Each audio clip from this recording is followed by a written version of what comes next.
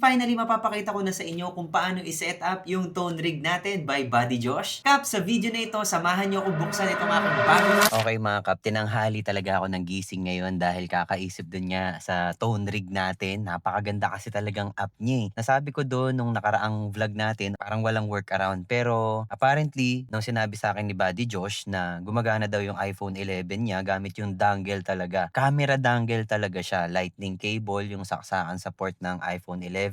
Tapos yung USB niya na saksakan, USB-A, para ma-access mo yung audio interface mo. Yung Type-C naman, pang charge ng cellphone. Dapat work from home lang din ako ngayon kasi napuyat ako, tinanghali ako ng gising. Pero nagkaroon ulit ako ng dahilan para sipaging pumasok sa office. Para pagtapos ko ng shift ko sa office, pupunta ako sa Festival Mall sa Power Mac Center. Bibili ako nun nung dangle na yun. So tara, samahan niyo ako. Yan mga kap, nakapag-out na tayo tapos nakapunta na tayo dito sa Festival Mall. Pupunta na muna ako ng Power Mac Center. Kap, sa video na ito, samahan niyo ako buksan itong aking bagong iPhone dongle. Yes, iPhone dongle yung tinutukoy ko, hindi bagong iPhone. So ano pa inaantay natin? Yan, baksan natin to.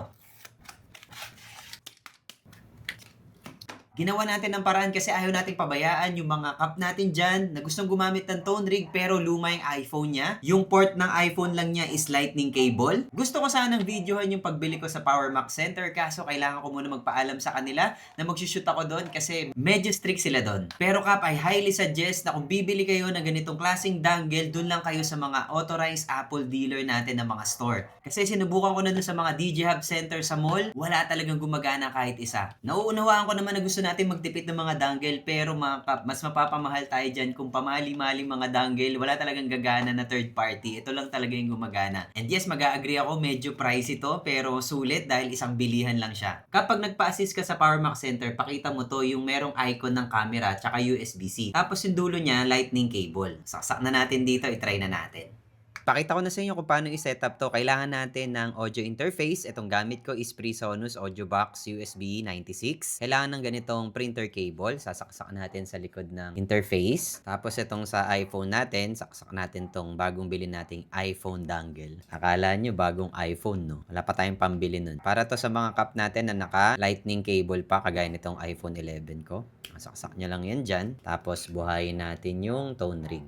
Sabi dito, USB. Correction, hindi pala Type-C itong dongle. Lightning cable din siya pang charge. Pero ito, USB-A din siya. Ang kaso, hindi siya gumagana sa audio box USB 96. Wala tayong choice kundi itry sa ibang interface. Sabi ni Cap Josh, sa Focusrite gumagana naman daw. So, ang isang gumana sa atin dito sa test natin is ito. Lightning cable sa port ng cellphone, iPhone 11. Tapos, yung port dito sa dongle na lightning cable, nakakapag-charge naman siya ng phone. Tapos, saksak lang natin dito sa audio interface. Ayan, gumana na siya. Tapos, lagyan natin ng speaker sa likod. Ayan, Kap, nakapag-setup na ako. Naka-create na ako ng preset ko. Yung sample na preset na ito ay merong noise gate, SP compressor, Vox na amp, JHS Morning Glory, JHS Kilt, tapos digital delay, tsaka plate. Ito na nga, may pag-asa yung ating mga naka-iPhone 11, pati yung mabababang version ng iPhone na naka-lightning cable. Kailangan nyo lang ng gantong dongle sa Power Mac kasi meron siyang charging na lightning cable, tapos yung USB-A na parang printer cable, USB-B yung nandun sa likod, then in-output ko sa audio interface. So may kulang pa sa setup na to kasi wala pa yung mga foot switches natin, yung M-Vape Chocolate Plus, pero paparinig ko na sa inyo yung example ng tunog niya.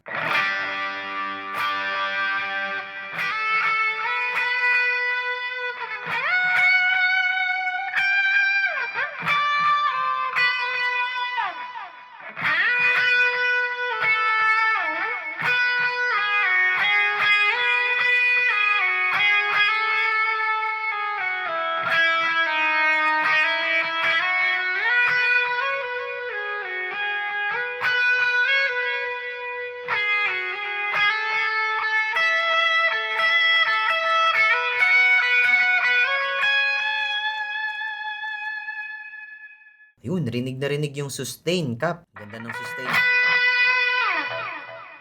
Yan Kap, na-showcase ko sa inyo kung paano tong tone rig, paano siya siniset up. Dangle na original Power Mac Center lang bibili. O di kaya yung lahat ng authorized Apple dealer dyan. Beyond the box, pwede din. Hindi ko na alam yung iba pang mga store na legitimate Pero yun, Power Mac Center para sigurado. Sa mga naka PreSonus Audio Box USB 96, hindi pa siya gumagana sa ngayon. Pero sa Focusrite na audio interface, okay na okay siya. Ano Kap, balitaan mo naman ako sa comment section kung anong masasabi mo dun sa sample na tunog na pinarinig ko sa inyo. Nagsisimula pa lang tayo Kap na i-showcase tong tone rig. Kaya naman Kap, palagi ka nang tumutok dito sa channel natin. So mag-subscribe ka na, mag-like, i-share mo to, mag-comment ka para matulungan natin yung channel to na mag-grow at marami pang matuto na mga Kap natin na worship guitarist. Yan lamang muna sa akin mga Kap. Follow for more. Ayos!